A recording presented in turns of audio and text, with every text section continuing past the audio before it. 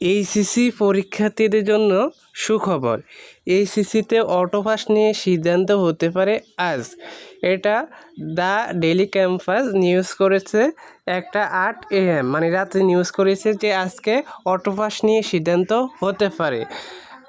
তো এখানে কি কি বলা হয়েছে আমরা একটু দেখে নিই, কখন অটোপাস ঘোষণা করা হবে, কখন সিদ্ধান্ত নিবে, এইসব নিয়ে আলোচনা করব।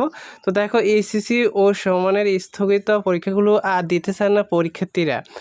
এসএসসি পরীক্ষার ফলাফলের ভিত্তিতে প্রমোশন অথবা অটোপাস দেওয়ার দাবি তাদের। এ দাবিতে কয়েকদিন ধরে ঢাকাসহ সারা দেশে মানববন্ধন, বিক্ষোভ ও অবস্থান কর্মসূচি করেছেন শিক্ষার্থীরা। শিক্ষার্থীদের দাবির বিষয়ে আজ মঙ্গলবার শিক্ষা মন্ত্রণালয়ে সভা হওয়ার কথা রয়েছে। সবাই এই বিষয়ে চূড়ান্ত সিদ্ধান্ত আসতে পারে।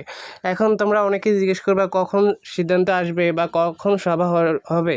সভা দুপুরের দিকে হতে পারে, আর সিদ্ধান্ত আস্তে আস্তে বিকাল হতে পারে বা দুপুর 3টায় 4টার দিকে আমরা জানতে পারবো কখন জানতে পারবো কি অটোপাস হয়েছে নাকি সংক্ষিপ্ত আকারে পরীক্ষা হবে নাকি এসব বিষয়ে জানতে পারবো। তাই সকলে চ্যানেলটি সাবস্ক্রাইব করে রাখবে, আমরা আপডেট পাওয়া মাত্রই তোমাদের জানিয়ে দেব।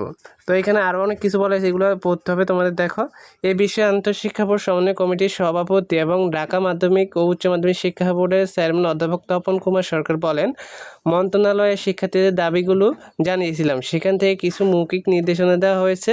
সেটা নিয়ে আবার মঙ্গলবার সভা হওয়ার কথা রয়েছে। সেখানে প্রধান উপদেষ্টা, শিক্ষা উপদেষ্টা, শিক্ষা সচিব, বোর্ড চেয়ারম্যানরা অংশ নিতে পারেন। সেখানে সব কিছু চূড়ান্ত হবে। তার মানে আজকে চূড়ান্ত সিদ্ধান্ত হবে তোমাদের পরীক্ষা কি হবে কি না, নাকি অটোপাস দিবে।